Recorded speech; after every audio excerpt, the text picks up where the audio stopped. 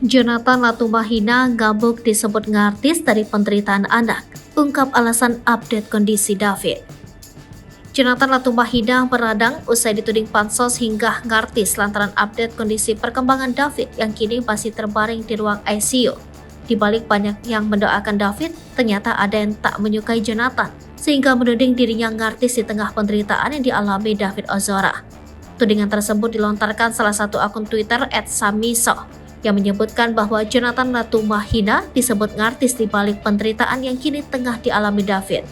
Tak terima atas tudingan tersebut, baru-baru ini Jonathan Latumahina menantang sosok akun Twitter Samiso ini. Hal ini disampaikan dalam cuitan Twitternya Siksa, Selasa 4 April 2023. Jonathan menandai akun Samiso dengan menjelaskan bahwa dirinya telah membongkar fakta terkait tudingan pelecehan seksual yang dilakukan oleh David ke pelaku.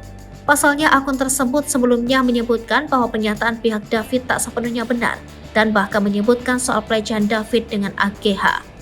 Tak hanya itu saja, makin dibuat geram Jonathan dituding ngartis oleh akun tersebut lantaran dirinya membagikan kondisi perkembangan David di tengah kondisi David yang kini masih berjuang di ruang ICU. Bahkan dijelaskan Jonathan pula akun tersebut sempat ingin memukul David.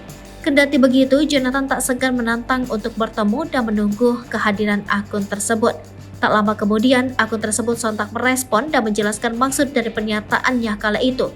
Diakui akun tersebut bahwa pernyataannya salah dan yang dimaksudnya anak muda yang berandal. Sebagaimana diketahui, David mengalami koma dianiaya oleh Mario Dandi dan kawan-kawan yang terjadi pada Senin 20 Februari 2023. Penganiayaan ini diduga bermula dari aduan mantan kekasih Mario APA soal perbuatan tidak menyenangkan David ke AGH. AGH sendiri merupakan kekasih Mario Dandi. Menurut keterangan kubu Mario Dandi, APA mengadu pada Mario pada 17 Januari 2023. Akibat informasi tersebut, Mario pun emosi dan ingin bertemu David. Setelah itu, AGH pun menghubungi David yang saat itu berada di kediaman rekannya berinisial R di kawasan Pesanggerahan, Jakarta Selatan.